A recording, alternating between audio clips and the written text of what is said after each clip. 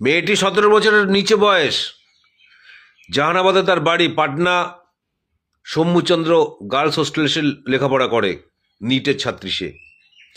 5 তারিখ 3:45 হোস্টেলে পৌঁছে বাবাকে ফোন করলো, বাবা আমি হোস্টেলে ঠিক মতো পৌঁছে গেছি। 5 তারিখ 3:45 ফোন করলো। সারা রাত ধরে তার উপর পাশবিক অত্যাচার চললো।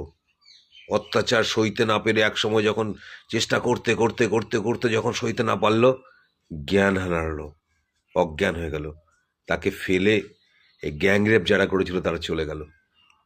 সকালবেলা তার পরিবারের কাছে ফোন গেল, আপনার মেয়ের সংজ্ঞাহীন অবস্থা পাওয়া গেছে, আপনারা আসুন। কিছুক্ষণ পর হোস্টেল থেকে আবার ফোন গেল, আপনার মেয়ের অবস্থা খুব খারাপ, আপনারা আসুন। পরিবার ছুটে গেল, পরিবারের কাউকে তার সঙ্গে দেখা করতেই দিল না। 5 তারিখ রাতের ঘটনা। 7 তারিখ তারা হোস্টেলে ছুটে গেল। দেখা গেল হোস্টেলের রুমটা পরিষ্কার পরিচ্ছন্ন, জল দিয়ে ধুয়ে মুছে পরিষ্কার, কোনো রক্তের দাগ নেই, কোনো প্রমাণ নেই, সমস্ত প্রমাণ লোপাট হয়ে গেছিল। কিন্তু আরজি করে যে ঘটনা ঘটেছিল, যেখানে সাথে সাথে টিনের ব্যারিকেড দিয়ে যেন কোনো প্রমাণ লোপাট না হয় তার ব্যবস্থা করা হয়েছিল। মেয়েটি হসপিটালে মৃত্যুর সঙ্গে পাঞ্জা লড়ছে, তার পরিবারকে কোনো রকমভাবে দেখা করতে দিচ্ছে না। তার পরিবার জোর জবরদস্তি করলে তাদের ধাক্কা ধাক্কি দিয়ে বার করে দেওয়া হলো। এই চলেছে। 8 তারিখে মেয়েটার জ্ঞান এসেছিল, মেয়েটা কিছু বলবার চেষ্টা করেছিল, কোনো রকমভাবে তার গোপন জবানবন্দি কোনো রকমভাবে রেকর্ড করতে দেওয়া হলো না। কেউ ভিডিও করলো না মেয়েটি কি বলতে চায়। অবশেষে মেয়েটি 11 তারিখ মারা গেল। হসপিটালের রিপোর্টে দেওয়া হয়েছে মেয়েটির ইউরিনে নাকি ঘুমের ওষুধ পাওয়া গেছে, অর্থাৎ ইঙ্গিত করা হচ্ছে যে মেয়েটি কোনো রকম রেপ হয়নি, কিচ্ছু হয়নি, সে সুইসাইড করেছে, এটা ইঙ্গিত করা হচ্ছে।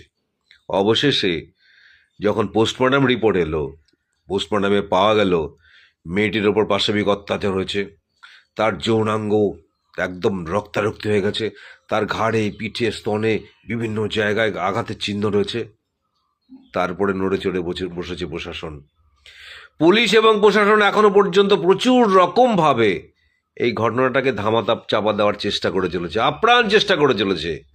কিন্তু অবশেষে আইপিএস মিস্টার অমিতাভ অ্যারেস্ট করলো কাকে শুনবেন? আপনারা আতকে উঠবেন। মূল যে অভিযুক্ত সে হচ্ছে বিহারের নবনির্বাচিত, এর আগেও মুখ্যমন্ত্রী ছিলেন, সেই মুখ্যমন্ত্রী নীতিশ কুমারের ছেলে, সে মূল অভিযুক্ত।